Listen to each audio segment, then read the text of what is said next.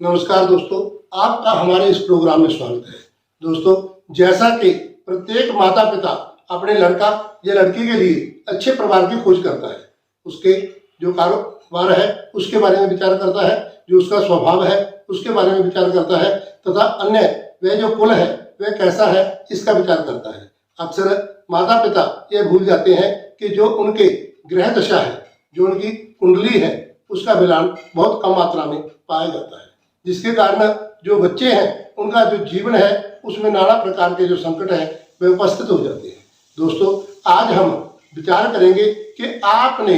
जैसे अच्छा खानदान देखा है, अच्छा लड़का देखा है, अच्छा उसका व्यवसाय देखा है, कारोबार देखा है, तो वहां पर आप उसके जो गुण है वह भी मिलान कराएं, जो उसकी कुंडली है वह भी मिलान कराएं, क्योंकि इसके लिए आपको 5 बातों का विशेष ध्यान रखना होगा। सबसे पहले और हमने विचार करना है मैत्री का।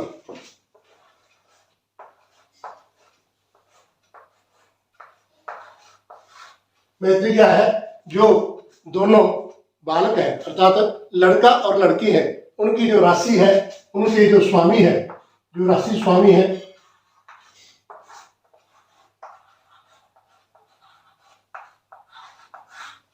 यदि उनमें मित्रता है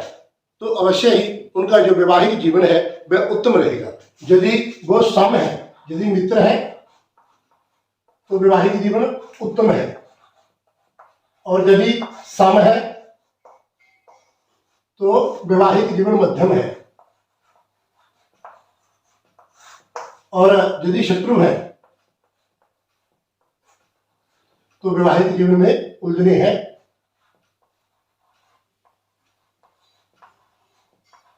अर्थात निकृष्ट वैवाहिक जीवन है। और इसके लिए सबसे पहले आप दोनों के जो राशियों के स्वामी हैं उनकी मित्रता देखें, क्योंकि यदि उनमें मित्रता है तो वह एक दूसरे की बात सुनेंगे और मानेंगे, और यदि सम है तो वह जैसा व्यवहार सामने वाला करता है वैसा ही व्यवहार दूसरा व्यक्ति करता है, अर्थात कुल मिलाकर के दोनों का सामंजस्य लगभग बना रहता है। लेकिन यदि वह शत्रु है तो यह जो निकृष्ट जो बन जाता है, और इसके कारण उनके जीवन में उलझने आती है, यहाँ तक कि कई बार तो जो बात है वह तलाक तक चली जाती है। दोस्तों, इसके बाद जो दूसरा आपने विचार करना है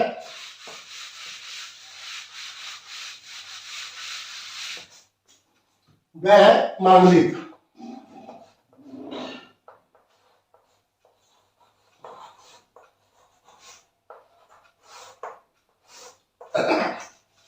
इसके बारे में हमने पहले जो वीडियो डाल रखी है उसके अनुसार यदि लड़का मंगलिक है और लड़की मंगलिक नहीं है, अर्थात 1, 4, 7, 8 और 12, यदि लड़के के अथवा लड़की के इन भावों में मंगल बैठा है और दूसरे के भाव में नहीं है तो उनका जो वैवाहिक जीवन है वह इतना आनंदमय नहीं हो सकता। इसलिए सबसे पहले जो आपने विचार करना है वो मांगलिक का करना है। यदि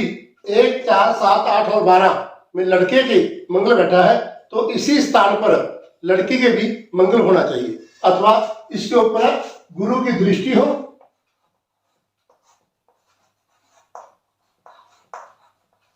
या दूसरे के अर्थात लड़के के मंगल 1, 4, 7, 8, 12 में बैठा है और दूसरे के वहीं पर यदि शनि बैठ जाए तब भी यह जो वैवाहिक जीवन है वह सुखमय हो जाता है। इसलिए जो दूसरा विचार करना है, पहले करना है मैत्री का और दूसरा विचार करना है मंगलिक का, क्योंकि मंगलिक की यदि शादी मंगलिक से होती है तो वैवाहिक जीवन सुखमय होता है, और यदि मंगलिक की शादी गैर मंगलिक से हो जाए तो वह जो वैवाहिक जीवन है वह कष्टप्रद हो जाता है। और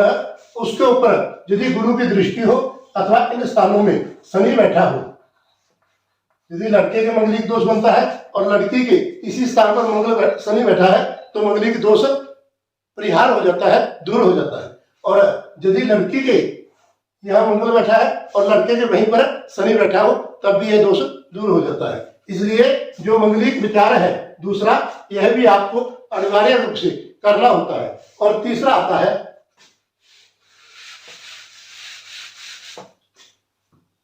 अष्टकूट।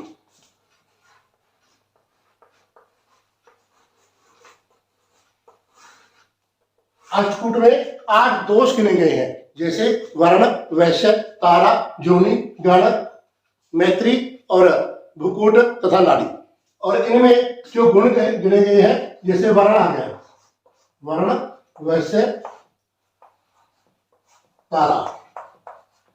इनका 1, इसके 2, इसके 3, इस प्रकार जो 8 कूट हैं उनके सभी के मिलाकर के 36 गुण होते हैं।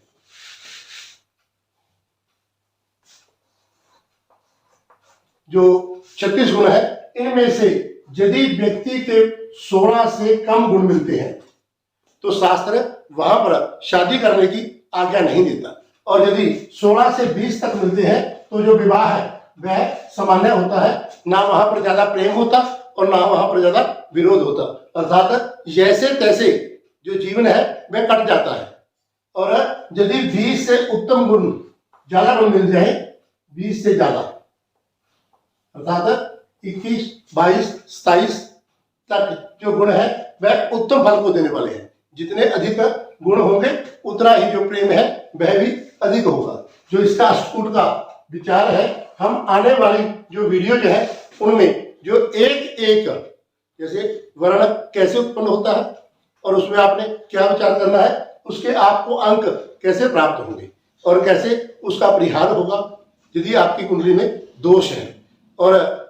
जो उसी के बाद वैसे आता है वह कैसे आएगा, तारे का आपने कैसे करना है, और जो मैत्री है उसका कैसे करना है, योनि का आपको कैसे फल मिलेगा, यह जो विस्तार है यह हम आने वाली वीडियो में बताएंगे, क्योंकि इसका जो विषय है वह बहुत बड़ा है। आपने क्या करना है कि यदि अष्टकूट का विचार करना है तो कम से कम 20 गुण से प्लस यदि आप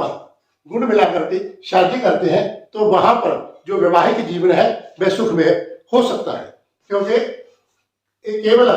जो गुण है वह विचार नहीं किए जाते, उनके साथ साथ जो अन्य विचार है, मैत्री का, मंगलिक का, और इसके बाद आता है वर्ग विचार।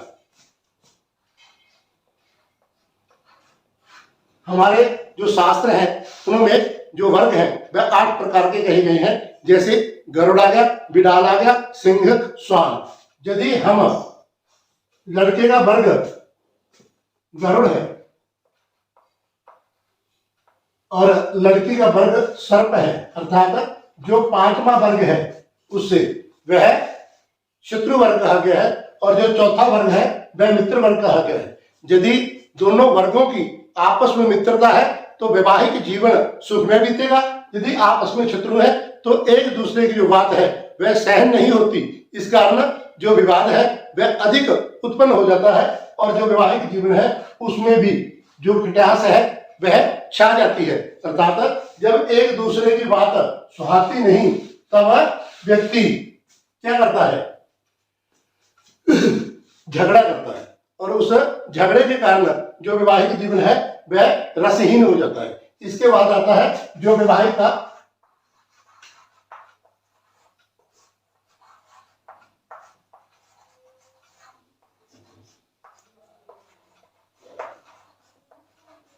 विवाह का शुभ समय, अर्थात जब आप विवाह निकालते हैं पहले तो जो मास का विचार है वह किया जाता है, उसके बाद जो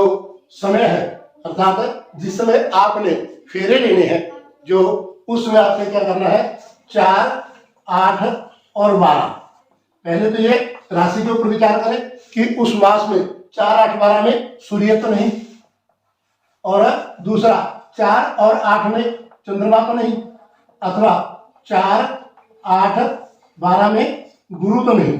यदि ऐसा आता है 4, 8, 12 में इन तीनों में से कोई होता है तो विवाह दोषपूर्ण गिना गया है, अर्थात उस मास में विवाह ही नहीं करना चाहिए। और दूसरा, जिस समय आप फेरे लेते हैं जो लगन है वह निकाला जाता है, तब भी यह विचार किया जाता है कि लगन के समय 4, 8 और 12 में सूर्य, गुरु एवं चंद्रमा न हो। यदि ये उसमें आते हैं तो विवाह है वह दोषपूर्ण है, जिसके कारण वैवाहिक जीवन में जो झगड़े हैं वह उत्पन्न हो जाते हैं। इसलिए दोस्तों पहले आप इन 5 बातों का विचार करके जो लड़का लड़की है उसका जो विवाह है वह संपन्न कराएं, तो अवश्य ही आपके जो संतान है उसके व्यवहार में आनंद आएगा और उनका जो वैवाहिक जीवन है वह भी सुख में बीतेगा। नमस्कार, धन्यवाद।